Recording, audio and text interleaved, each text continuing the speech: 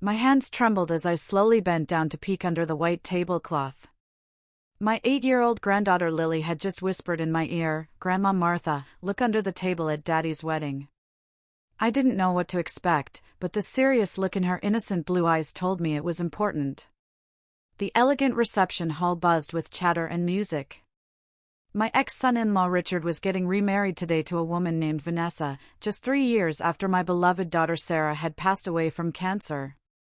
I hadn't wanted to come, but I couldn't say no to Lily. As I lowered myself carefully, mindful of my 65-year-old knees, I peered beneath the long tablecloth. What I saw made my blood run cold. There, tucked against the table leg, was a small black box with wires running from it. A tiny red light blinked steadily on its side. My heart hammered against my chest. Was that a bomb? "Grandma, do you see it?" Lily whispered, her small hand clutching mine. The strange man put it there when nobody was looking. I straightened up, trying to keep my face calm while my mind raced.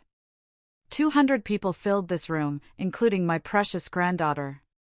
What should I do? Scream and cause panic? Quietly tell someone? Who could I trust? And why would someone want to bomb Richard's wedding? Then a horrible thought struck me. What if this had something to do with what Sarah had told me before she died? The secret she made me promise never to reveal? I looked across the room at Richard in his expensive suit, laughing with his new bride. Did he know what was under the table? Was he the target? Or was he behind it? I had exactly 30 seconds to decide what to do next. But how did I, Martha Williams, a retired librarian from Springfield, end up in this nightmare situation? It all started 6 months ago, on a rainy Tuesday afternoon. I was arranging photographs in my living room when the doorbell rang. Opening the door, I found Richard standing there, looking uncomfortable in his business suit. We hadn't spoken much since Sarah's funeral. "Martha," he said, avoiding my eyes. "I'm getting married again." The news hit me like a truck. Not because I didn't expect him to move on eventually, but because it felt too soon. Sarah had been gone only 2.5 years. "I see," was all I could manage to say. "Lily wants you at the wedding." It would mean a lot to her. I wanted to refuse. To tell him that Sarah would be heartbroken. But I thought of my granddaughter, who had already lost so much. "Of course I'll come," I said finally. For Lily. What I didn't tell Richard was that Sarah had left me a letter before she died. She'd made me promise to open it only if Richard ever remarried. That night, with shaking hands, I found the envelope hidden in my keepsake box and broke the seal. What I read changed everything I thought I knew about my son-in-law. About my daughter's death. About the danger that might still exist for my granddaughter. And now, 6 months later, staring at that blinking light under the wedding table, I realized Sarah might have been right all along. The question was, what was I going to do about it? The little red light blinked faster now. My heart raced to match its pace. I looked at Lily's frightened face and made my decision. "Sweetie, go find your Aunt Jessica right now," I whispered urgently. "Tell her to meet me in the hallway. It's an emergency." As Lily scurried away, I stood up slowly, trying not to draw attention. The wedding reception continued around me, people laughing, glasses clinking, the band playing a cheerful tune. No one else knew about the danger lurking beneath the head table. I walked quickly toward the exit, glancing back once at Richard and his new bride Vanessa, cutting their wedding cake with wide smiles. Did they know? Was Richard involved, or was he a target? Jessica, my other daughter, was waiting in the hallway with Lily when I got there. Her face showed concern. "Mom, what's going on?" Lily said it was urgent. I pulled them both into a quiet corner. "There's something under the main table. It looks like a bomb." Jessica's eyes widened. "Are you sure?" "Maybe it's just." "I know what I saw," I interrupted. We need to call the police, but quietly. We can't cause panic. While Jessica called 911, I knelt down to Lily's level. Sweetheart, how did you know to look under the table? Lily twisted her small hands in the fabric of her flower girl dress. I dropped my bracelet, the one Mommy gave me before she went to heaven. When I went to pick it up, I saw a man put that box there. He had a scary face, Grandma. Do you know who he was? Had you seen him before? Lily shook her head, then stopped. Wait. I think I saw him at our house once. He and Daddy were yelling. This revelation sent a chill through me. It connected to what Sarah had written in her letter about Richard's business partners and the dangerous people he'd gotten involved with. Jessica returned, her face pale. Police are on their way. They said to quietly alert the hotel staff and begin evacuating, but not to mention a bomb. They don't want people to panic. The next 15 minutes were a blur. Hotel managers helped us create a story about a gas leak in the kitchen. People grumbled but filed out in an orderly fashion. Richard looked annoyed at the interruption to his special day, shooting me suspicious glances as if he somehow knew I was involved. We were almost all outside when I realized with horror, Lily wasn't with us anymore. Where's Lily? I asked Jessica, panic rising in my throat. I thought she was with you. Jessica replied, her eyes darting through the crowd. My blood ran cold as I looked back at the building. Then I saw her through the glass doors, running back inside. My bracelet! Jessica gasped. She must have gone back for her mother's bracelet. Before anyone could stop me, I was racing back into the building, toward my granddaughter and the ticking device that could take everything away from me in an instant. I burst through the hotel doors, my heart pounding in my chest. The empty reception hall looked eerie now, with half-eaten food on plates and abandoned champagne glasses. The beautiful wedding decorations suddenly seemed sinister in the silence. Lily! I called out, my voice echoing. Lily, where are you? I heard a small sob from under the head table, the very same table where the blinking device waited. Dropping to my knees, I lifted the white tablecloth to find Lily curled up, tears streaming down her face, clutching her mother's bracelet. Grandma, I'm sorry. I couldn't leave without Mommy's bracelet. It's okay, sweetheart, but we have to go right now. I reached for her hand. As I helped Lily crawl out, a figure appeared in the doorway. It was a tall man I didn't recognize, with a hard face and cold eyes. He was wearing a server's uniform, but I knew instantly he wasn't hotel staff. The way he looked at us made my skin crawl. Who are you? I demanded, pulling Lily behind me. The man didn't answer. Instead, he started walking toward us slowly, deliberately. Stay back, I warned, looking around for something to defend us with. Just then, Richard burst in through a side door. Martha? Lily? What are you doing in here? When he saw the man, his face changed. Tony? What the? The man, Tony, stopped in his tracks. Richard. This wasn't part of the plan. Richard's eyes darted between us and the table. Understanding dawned on his face. You need to get out, Martha. Take Lily and go. What's going on, Richard? I demanded. Does this have to do with what Sarah wrote about? His face paled. What did Sarah tell you? Before I could answer, police sirens wailed in the distance, growing louder. Tony cursed and pulled something from his pocket, a small remote control. Nobody was supposed to find it until later, he growled. Now I have to speed things up. Richard lunged at Tony, grabbing for the remote. No! There are still people in the building. As they struggled, I pulled Lily toward the kitchen exit. We were halfway there when I remembered Sarah's letter, the evidence against Richard and his partners. If what Sarah suspected was true, Richard wasn't just a victim here. I glanced back just as Richard knocked the remote from Tony's hand. It clattered across the floor, sliding under a table. Tony shoved Richard hard, sending him crashing into the wedding cake table. Then Tony turned and ran toward us, his face twisted with rage. I pushed Lily behind a large decorative column. Run to the kitchen and out the back door. Find Aunt Jessica. But Grandma. Go! I gave her a gentle push. As Lily ran, I grabbed a heavy silver candlestick from a nearby table and faced Tony. I was just a 65-year-old grandmother, but I wasn't going to let him hurt my granddaughter.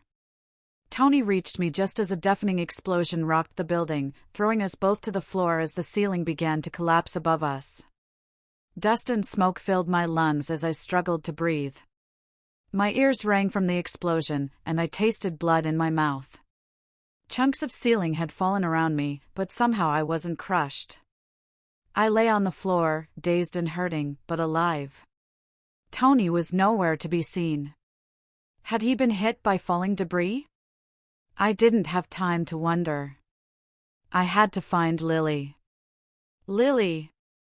I called out, my voice weak against the creaking of the damaged building. I pulled myself up, wincing at the pain in my left arm. It hung uselessly at my side, probably broken. I stumbled toward the kitchen, stepping over broken glass and twisted metal. The beautiful wedding venue had transformed into a disaster zone in seconds. Water sprayed from broken pipes, and small fires flickered on torn tablecloths. Lily! I called again, stronger this time. Grandma! Her voice came from the kitchen. Thank God. I pushed through the swinging doors to find Lily huddled under a steel prep table, her blue eyes wide with fear but unharmed. Come on, sweetheart, I said, reaching for her with my good arm. We need to get out now. We made our way through the kitchen's back exit just as firefighters and police rushed in. Jessica spotted us and ran over, engulfing Lily in a tight hug before turning to me. Mom, your arm. You need an ambulance. The next few hours passed in a blur of hospital rooms, police questions, and pain medication. My arm was indeed broken, and I had cuts and bruises all over. But we were alive. The bomb, they told me, had been smaller than expected, designed to frighten more than kill. 3 people had been injured, including me, but miraculously, no one had died. As I lay in the hospital bed that night, with Lily asleep in a chair beside me and Jessica gone to get coffee, I finally had time to think about Sarah's letter and what it meant. 2 years before she died, Sarah had discovered something about Richard's real estate development company. She'd found documents suggesting money laundering for a criminal organization. When she confronted Richard, he'd sworn he was being forced to cooperate, that he was trying to find a way out. Sarah had believed him, or wanted to. But in her final months, as cancer took her strength, Sarah had found more evidence. Notes about meetings, recorded conversations, bank statements. She'd hidden it all in a storage unit and left me the key. If anything happens to me that seems suspicious, she'd written, or if Richard ever moves on too quickly, get that evidence to Detective Michael Carver. I'd kept the storage unit key in my purse, which was now somewhere in the rubble of the explosion. The hospital room door opened, and I expected to see Jessica with coffee. Instead, Richard stood there, his wedding suit torn and dirty, a bandage on his forehead. Our eyes locked. In that moment, I knew he understood exactly what I knew. Where's the evidence, Martha? He whispered, closing the door behind him. I don't know what you're talking about, I said, trying to keep my voice steady as I glanced at sleeping Lily. My broken arm throbbed beneath its cast. Richard stepped closer to my hospital bed. His eyes were cold in a way I'd never noticed before. Don't play games, Martha. Sarah told you something before she died. I need to know what, and I need to know where she hid the files. I reached for the nurse call button with my good hand, but Richard was faster. He moved it just out of my reach. Think about Lily, he said quietly. Think about what's best for her. Those men are dangerous, Martha. What happened today was just a warning. A warning? I whispered, anger rising in me. You put our lives in danger. I didn't plant that bomb, Richard hissed. Tony did. He works for the people I owe money to. They're getting impatient. And marrying Vanessa? Was that part of paying your debt too? Something flickered across Richard's face, guilt, perhaps. Vanessa's father has connections. The marriage was meant to buy me protection. He ran a hand through his hair. It doesn't matter now. They want Sarah's evidence, and they want it gone. Before I could respond, Lily stirred in her chair. Her small eyes fluttered open, and she saw her father. Daddy, she mumbled sleepily.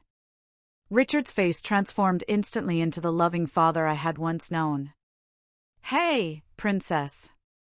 I was just checking on Grandma. Go back to sleep. But Lily was fully awake now. She looked between us, sensing the tension. Are you mad at Grandma? She asked Richard. Of course not, Richard said smoothly. Grandma and I are just talking about grown-up things. Lily frowned. Is it about the bad men? The ones Mommy was scared of? Richard froze. What did you say? Mommy told me to be careful of the bad men who came to our house. She said if anything happened to her, I should tell Grandma. I stared at my granddaughter in shock. Sarah had told Lily something too? What else did this child know? Richard seemed to be thinking the same thing. His face hardened again. Lily, what exactly did Mommy tell you? Before Lily could answer, the hospital room door opened.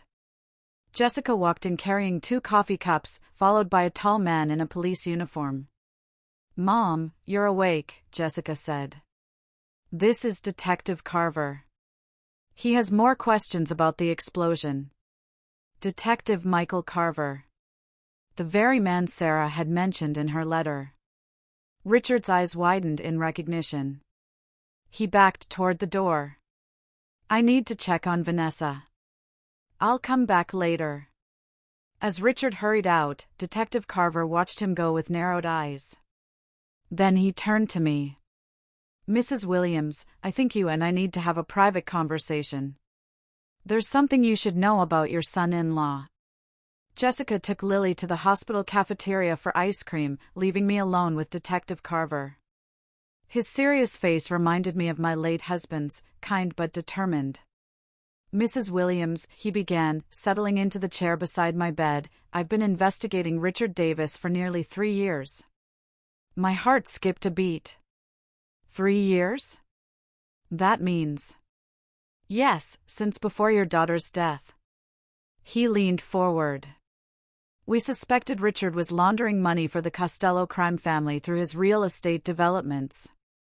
Sarah contacted us about 8 months before she passed away.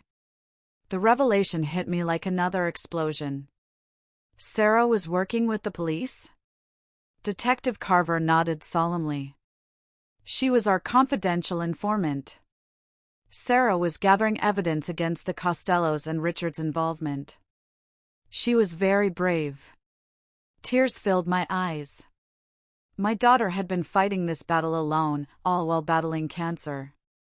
Did she? I could barely ask the question. Was her cancer real? The cancer was real, Mrs. Williams. But we've always had questions about her treatment. Certain medications that went missing, appointments that were rescheduled without her knowledge. I felt sick. Are you saying Richard might have? We don't have proof, Detective Carver interrupted gently. But Sarah was getting close to something big before she died. She told me she'd hidden evidence somewhere safe. Did she ever mention anything to you? I told him about the storage unit key in my purse, now buried in the wedding venue rubble. We need to get that key, he said urgently. The bomb today means the Costellos are nervous. They must know the evidence still exists. The next morning, after being discharged from the hospital, Detective Carver escorted Jessica, Lily, and me to the damaged wedding venue. Workers in hard hats were clearing debris, and police tape surrounded the area. "Wait here," Detective Carver instructed us, staying by his car. I ignored him. This was my fight too. My purse was near the dessert table, I told a nearby officer, who guided me carefully through the safe areas. After 20 minutes of searching, a worker held up a scorched black handbag. "Is this it, ma'am?" I recognized the silver clasp immediately. With trembling fingers, I opened the purse and dug through the contents. Wallet, reading glasses, tissues, mints, but no key. "It's not here," I whispered, panic rising in my throat. When I returned to Detective Carver's car, his face told me he had bad news before he even spoke. "Richard's gone missing," he said. "And so has Lily." "What?" Jessica and I exclaimed together. The officer watching Lily said Richard showed up, saying he had permission to take her for breakfast. By the time the officer checked with us, I couldn't breathe. Richard had my granddaughter, and probably the storage unit key too. He must have taken it from my purse during the chaos after the explosion. He left this. Detective Carver handed me a note. The handwriting was unmistakably Richard's. "Martha, trade the evidence for Lily. Come alone to Sarah's old cabin tonight at 8. No police." "No! He can't take her." I clutched the note in my trembling hand, my broken arm forgotten in my panic. My precious granddaughter was in the hands of a man I no longer recognized, a man who might have hastened his own wife's death. Detective Carver was already on his phone, calling for backup and roadblocks. "We'll find her, Mrs. Williams.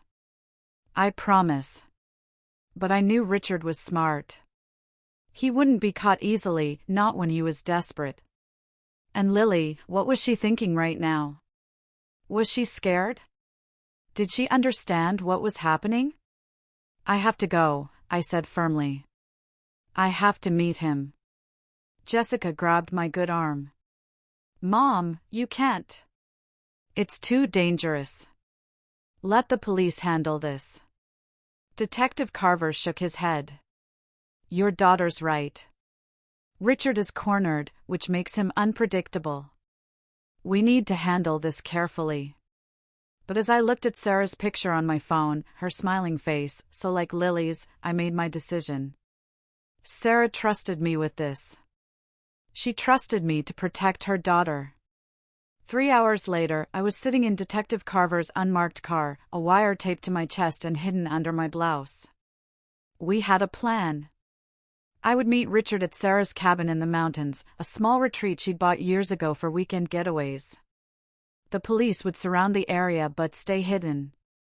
"Remember," Detective Carver said as we approached the mountain road, "your only job is to confirm Lily is safe and keep him talking. Don't try to be a hero." The cabin came into view as the sun was setting, casting long shadows through the pine trees. A rental car was parked outside. Richard hadn't used his own vehicle. "Drop me at the bend," I instructed. "I need to approach on foot like he asked." Walking the last quarter mile was painful with my injuries, but fear for Lily pushed me forward. The cabin's windows glowed with warm light, almost like it was welcoming me home. But I knew better. I knocked on the door. "Richard, it's Martha." "I'm alone." The door opened slowly. Richard stood there, his face haggard. "You're wearing a wire," he said flatly. My heart dropped. "No, Save it. I know how this works." He looked over my shoulder at the darkening forest. "Tell your police friends if they come any closer, they'll regret it." "Where's Lily?" I demanded. He stepped aside, revealing Lily sitting at the kitchen table, coloring. She looked up and her face brightened. "Grandma!" "Daddy said we're having a special vacation." Relief flooded through me. She was unharmed. "The evidence, Martha," Richard said quietly. "Where is it?" "I'll tell you once Lily's safely outside." Richard's laugh was hollow. "That's not how this works." He pulled out a gun from behind his back. I'm sorry it came to this, but... The cabin windows suddenly exploded inward as smoke grenades bounced across the floor. Richard whirled toward the noise, raising his gun. Police! Drop your weapon, voices shouted from outside. In the chaos, I lunged for Lily, but a strong hand grabbed me from behind. It wasn't Richard. Hello, Martha, said a woman's voice in my ear. Remember me? I turned to face Richard's new bride, Vanessa, holding a knife to my throat. Vanessa's grip tightened, the knife's edge cold against my skin. Through the chaos and smoke, I could hear Lily screaming. I always knew you'd be trouble, Vanessa hissed in my ear. Sarah was just like you, wouldn't mind her own business. Richard was shouting something about surrender as police stormed in, but Vanessa was dragging me backward toward what I knew was the cabin's rear exit. Let her go! Detective Carver's voice cut through the commotion. Stay back! Vanessa shouted. I'll cut her throat. My eyes locked with Lily's across the room. Terror filled her little face as a police officer tried to shield her. In that moment, something fierce rose up inside me, a grandmother's love, more powerful than fear. I remembered the self-defense class Jessica had convinced me to take after my husband died. You're never too old to protect yourself, Mom, she'd insisted.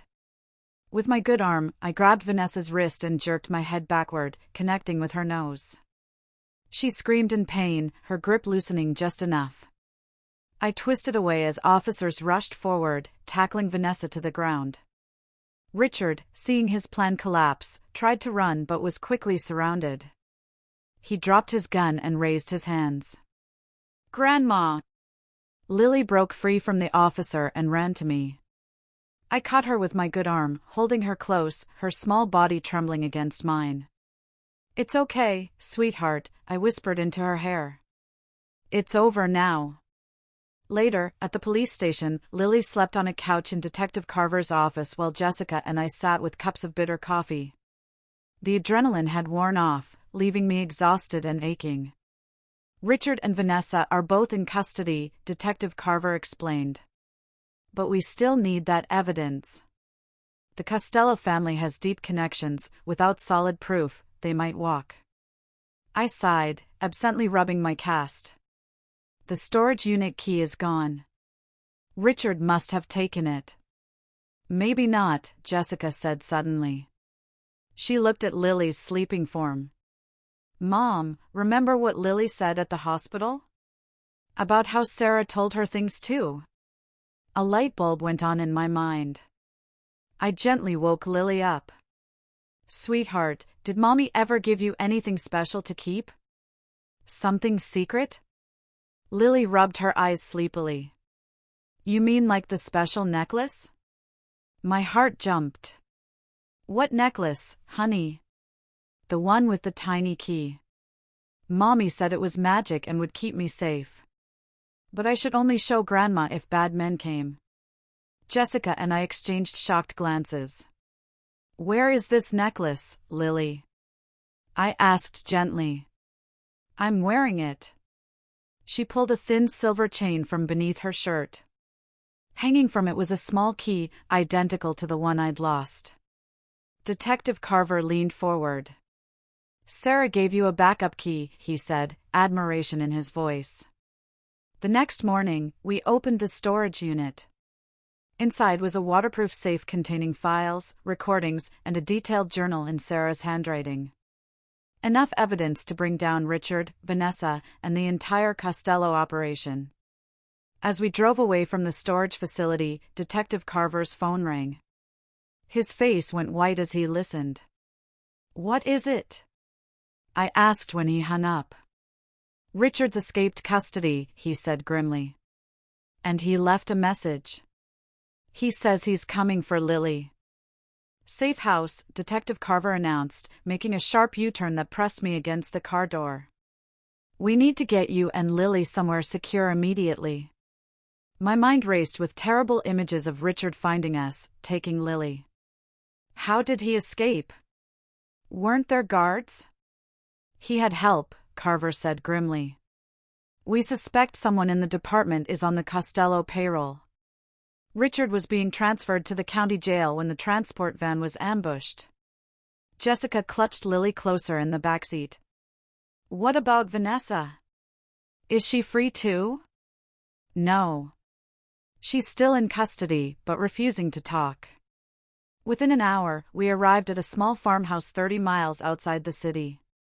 2 serious-looking officers patrolled the perimeter, and the windows had heavy curtains drawn.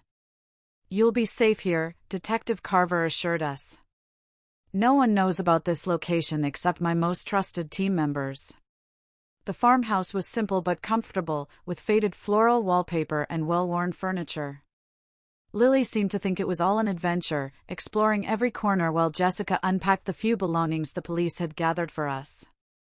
That night, after Lily was asleep, I sat at the kitchen table with Jessica and Detective Carver, examining copies of Sarah's evidence. Sarah was thorough, Carver said, admiration in his voice. She documented meetings, bank transfers, even recorded conversations without anyone knowing. I flipped through photographs of Richard with known Costello family members. I can't believe I never suspected anything. He was careful, Jessica said softly. We all believed he was just a successful businessman.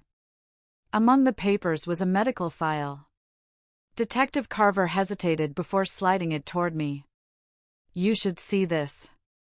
Inside were pharmacy records showing medications prescribed for Sarah's cancer treatment, medications that had been repeatedly tampered with or replaced. He was poisoning her, I whispered, horror washing over me. My daughter was fighting for her life, and her own husband was making her sicker. We have enough to put him away for life, Carver assured me. Once we catch him. For 3 days, we stayed at the farmhouse, jumping at every sound.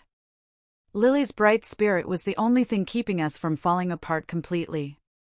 She taught me card games, and we baked cookies in the old oven. In quiet moments, she would talk about Sarah, memories I treasured like precious jewels. On the 4th morning, I woke early and went to the kitchen to make coffee. Through the window, I saw one of our police guards checking the perimeter. Everything seemed normal. Until I noticed the guard was wearing shiny new shoes, expensive ones I'd seen before. On Richard's feet at the wedding. My blood turned to ice. I backed away from the window just as the doorknob began to turn. Jessica! I screamed, running toward Lily's room. Wake up! He's here. The door burst open as I reached Lily's bedroom. Richard stood in the doorway, dressed in a police uniform, his eyes wild and desperate. Where is she? He demanded, pointing a gun at me. Where's my daughter? Jessica appeared from her room, gasping when she saw her former brother-in-law. Richard, don't do this. Shut up, he shouted. The evidence stops here. I'm taking Lily and leaving the country. My mind raced. The real police guards must be hurt or worse. We were alone with a desperate man. Richard, I said, trying to keep my voice calm, think about what you're doing. Lily deserves better than life on the run. His laugh was hollow. Better than with you? You turned my own wife against me. Sarah was going to ruin everything until I took care of that problem. The casual way he referred to murdering my daughter made something snap inside me. Despite my fear, rage bubbled up. You killed her, I said. Your wife. Lily's mother. You made her sicker when she was already dying. Richard's face twisted. She left me no choice. The Costellos would have killed us all if she talked. I was protecting Lily. A small voice came from behind me. Daddy? My heart sank. Lily stood in her doorway, clutching her stuffed rabbit, eyes wide with confusion. Richard's expression softened instantly. Princess. Come here. We're going on a trip. Don't move, Lily, I ordered, not taking my eyes off Richard. Listen to Daddy, Richard said, his voice dangerously sweet. We need to go now. Lily looked between us, tears filling her eyes. You hurt Mommy, she whispered. I heard you. You're one of the bad men. Richard's face darkened. That's a lie. Grandma's been telling you lies. No, Lily said, her small voice gaining strength. I heard you and Mommy fighting. You said the medicine was helping, but it made her sicker. I told Detective Carver yesterday. Richard lunged forward, but Jessica stepped between him and Lily. You'll have to go through me first. The sound of approaching sirens cut through the tension. Richard glanced nervously toward the windows. It's over, I told him. The real police are coming. For a moment, I thought he might surrender. Then he grabbed me, pressing the gun to my head. We're walking out together. Anyone tries to stop us, the old lady dies first. He dragged me toward the back door, using me as a shield. Jessica held Lily back, both of them crying. It'll be okay, I called to them, though I wasn't sure it would be. Outside, Richard pulled me toward a car hidden behind the barn. The sirens grew louder. You won't get away with this, I said. Watch me. He opened the car door. That's when I saw it, a flash of movement in the trees. Detective Carver's face, signaling me to drop.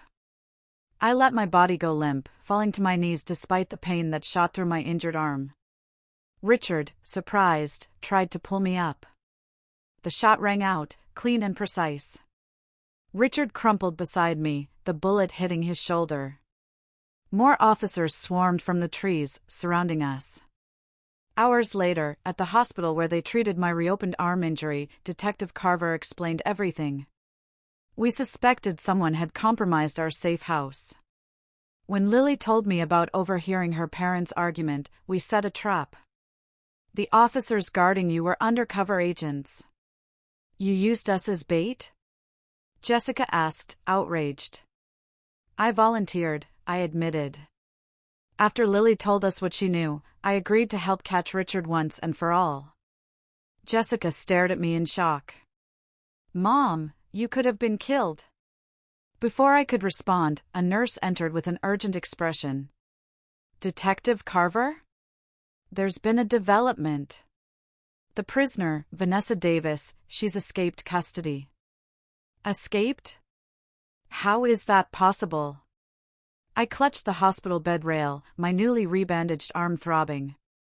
Detective Carver paced the small room. She claimed to be having severe stomach pains. During the medical transport, her accomplices intercepted the ambulance. 2 officers were injured. What does this mean for us? Jessica asked, her arm protectively around Lily's shoulders. It means we're not safe yet, he replied grimly. Vanessa may be even more dangerous than Richard. Our investigation suggests she was the original Costello connection. Richard was just her way in. She married Richard to help the crime family? I asked, trying to make sense of it all. We believe so. And now that Richard's caught and talking, she'll be desperate to silence anyone who knows too much. His eyes moved meaningfully to Lily. That night, we were moved to a hotel under heavy guard. 3 police officers stayed in adjacent rooms, and Detective Carver set up a command center in the suite across from ours. The hotel staff believed we were protected witnesses in a corporate fraud case, close enough to the truth. As days passed, we settled into a strange routine. Lily couldn't go to school, so Jessica and I took turns homeschooling her. We ordered room service for meals and watched movies on the hotel television. Sometimes, I almost forgot why we were there. Almost. One afternoon, 2 weeks after Richard's capture, I sat with Lily while she drew pictures at the hotel desk. Grandma, she said without looking up, when can we go home? The simple question broke my heart. Soon, I hope, sweetheart. I miss my room. And my friends. She carefully colored a tree bright green. And I miss Mommy. I moved to sit beside her. I miss her too. Every day. Lily put down her crayon and looked at me with Sarah's eyes. Mommy told me something else before she went to heaven. She said if anything bad happened, I should look in her special box. My breath caught.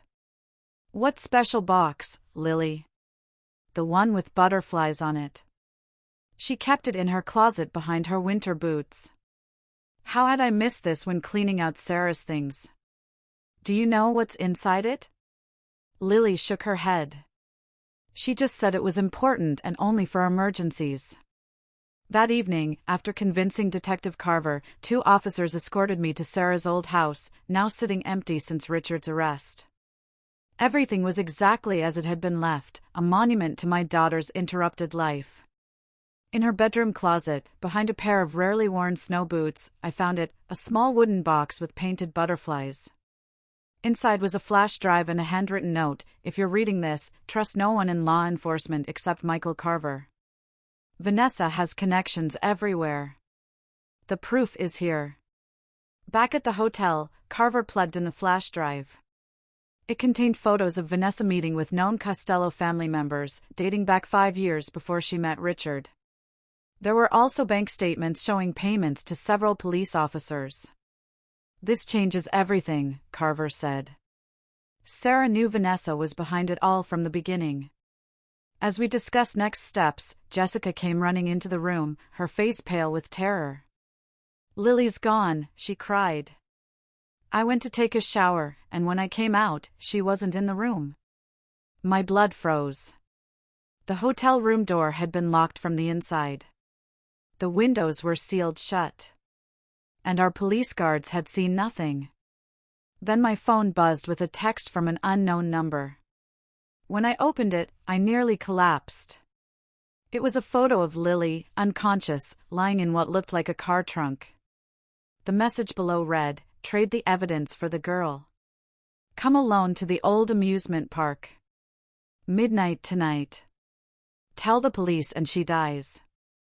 We have to call this in, Detective Carver said, reaching for his phone.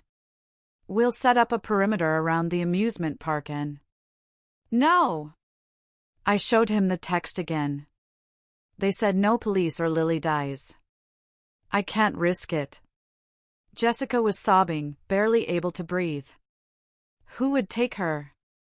Richard's in custody. Vanessa, I said grimly. This has to be her. Carver ran his hands through his hair in frustration. Martha, you can't go alone. It's suicide. But I had already made up my mind. Sarah had trusted me to protect her daughter, and I wouldn't fail her again. I have no choice. This is my granddaughter we're talking about. Then I'm going with you, Jessica insisted. No, I said firmly. You need to stay here in case she tries to contact us again.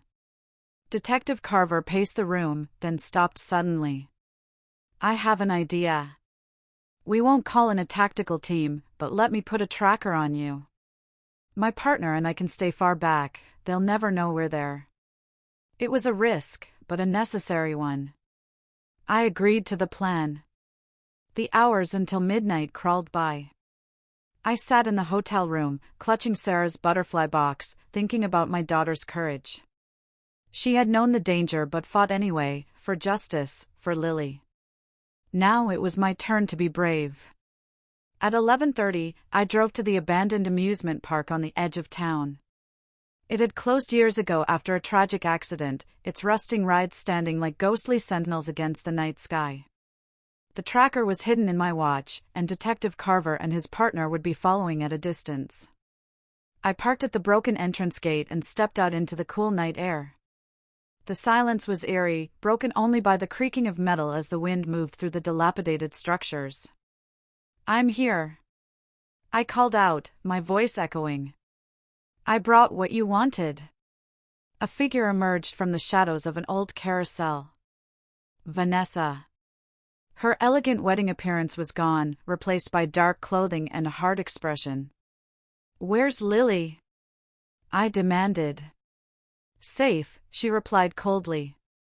The evidence first. I held up the flash drive and Sarah's files. Let me see her. Vanessa smiled, but it didn't reach her eyes. You're in no position to make demands, Martha. But fine. She whistled, and another figure appeared, dragging a small form. Lily. Her hands were tied, and she looked terrified, but she was alive. Grandma, she cried. It's okay, sweetheart, I called, trying to sound braver than I felt. Everything's going to be fine. I stepped forward to make the exchange when headlights suddenly flooded the area. A black SUV screeched to a halt nearby. What is this? Vanessa hissed. You brought the police?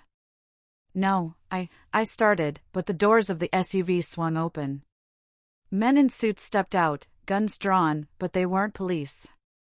Vanessa, one of them said in a chillingly calm voice. Mr. Costello is very disappointed in you. The color drained from Vanessa's face. Marco, I can explain. Save it. The man called Marco looked at me, then at Lily. The boss doesn't like loose ends. He raised his gun, pointing it at Lily. Without thinking, I threw myself in front of Lily, shielding her with my body. You'll have to go through me first. Marco laughed coldly. That won't be difficult, old woman. Just then, gunshots rang out from the darkness.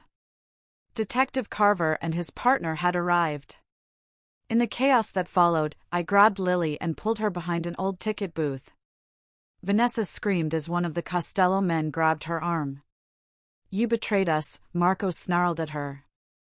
The boss knows you were planning to take the evidence and run. That's not true. Vanessa struggled against his grip. I was getting it for him. More shots were fired. I covered Lily's ears and held her close. Don't look, sweetheart. Keep your eyes closed. I'm scared, Grandma, she whimpered. I know, baby. But I'm right here. I won't let anything happen to you. Through a crack in the booth, I could see Detective Carver exchanging fire with the Costello men. Vanessa broke free and ran toward the old roller coaster, disappearing into its twisted structure. After what felt like hours but was probably only minutes, the shooting stopped. Detective Carver called out, Martha? Lily? Are you okay? We're here. I called back. Behind the ticket booth. He hurried over, his face grim but relieved. Thank God you're both all right. My partner's calling for backup. The Costello men? I asked. 2 are down. Marco escaped. He knelt to check Lily for injuries. Hey there, brave girl. You're safe now. As police sirens wailed in the distance, we emerged from our hiding place. The amusement park was now lit up by flashing blue and red lights. Officers swarmed the area, searching for Marco and Vanessa. At the hospital later that night, doctors checked Lily while Jessica hugged her and cried with relief. I sat nearby, my old bones aching from the night's events. Detective Carver entered with news. We've arrested 2 of Costello's men. They're talking to save themselves. This could bring down the whole operation. And Vanessa? I asked. Still missing. But we'll find her. 2 days later, we were allowed to return home with police protection. Life began to find a new normal. Lily started therapy to help her process everything that had happened. Jessica and I took turns staying with her at night when the nightmares came. Then, one morning while making breakfast, I noticed a strange car parked across the street. As I watched, the driver's window lowered slightly. I caught a glimpse of Vanessa's face, staring directly at our house. Before I could react, my phone buzzed with a text message from an unknown number. This isn't over, Martha. The girl knows too much. So do you. I dropped the phone like it had burned me, then rushed to the window. The car was already pulling away, but I'd seen enough. Vanessa was hunting us. Jessica! I called, my voice shaking. Get Lily's things. We need to leave right now. Within 20 minutes, we had packed essential items and were in Jessica's car, heading to Detective Carver's office. I showed him the text message. She was outside our house, I explained, watching Lily play with a puzzle in the corner of his office. I saw her with my own eyes. Carver immediately called for officers to search the area, but I knew Vanessa would be long gone. She was too smart to linger. We can't keep running forever, I said quietly. Lily deserves a normal life. Detective Carver looked troubled. The trial against Richard and the Costello family starts next week. Once we have their testimonies on record, things should calm down. But I didn't believe that anymore. As long as Vanessa was free, we would never be safe. That night, in yet another safe house, I made a decision. While Jessica and Lily slept, I wrote a letter explaining what I planned to do, then slipped out. I had taken Detective Carver's card with his personal cell number. I texted Vanessa from a burner phone I'd purchased earlier, "Let's end this. Just you and me. No police, no Lily. I have something you don't know about." The response came quickly, "The old library. 1 hour. Come alone or the girl is next." The abandoned library had been scheduled for demolition for years. Its dark windows and crumbling facade made it the perfect meeting place for a final confrontation. I arrived early and waited in the shadows, my heart pounding but my resolve firm. I was tired of being afraid, tired of watching Lily jump at every sound. At exactly midnight, Vanessa entered through a broken window, gun in hand. "Martha," she called out. "I know you're here." I stepped into the dim light filtering through the dirty windows. "I'm here." "Where's the evidence you mentioned?" she demanded. "I lied," I said simply. "I just wanted to talk to you, woman to woman." She laughed bitterly. "There's nothing to talk about. You and that brat have ruined everything." "Sarah was dying anyway," I said, taking a step closer. "Why did Richard need to poison her?" Vanessa's face twisted. "She found out too much. Started gathering evidence. We couldn't risk it." "She was my daughter," I said, my voice breaking. "Lily's mother." "Collateral damage," Vanessa replied coldly. As she raised her gun, a voice called from the darkness. "Police! Drop your weapon!" Vanessa whirled, firing wildly toward the voice. In that moment of distraction, I lunged forward, knocking her off balance. We fell together, struggling for the gun. A shot rang out. Pain exploded in my shoulder. Through a haze of agony, I saw Vanessa smile triumphantly until Detective Carver stepped from the shadows, his gun trained on her. "It's over, Vanessa," he said. She looked from him to me, desperation in her eyes. Then she turned and ran toward the back exit. The old building groaned suddenly, dust raining down from the ceiling. The scheduled demolition, it was happening now. "Get out!" Carver shouted, helping me to my feet as the walls began to crumble around us. Detective Carver half carried me through the crumbling library as chunks of ceiling crashed down around us. My shoulder burned with fiery pain where Vanessa's bullet had struck, but adrenaline kept me moving forward.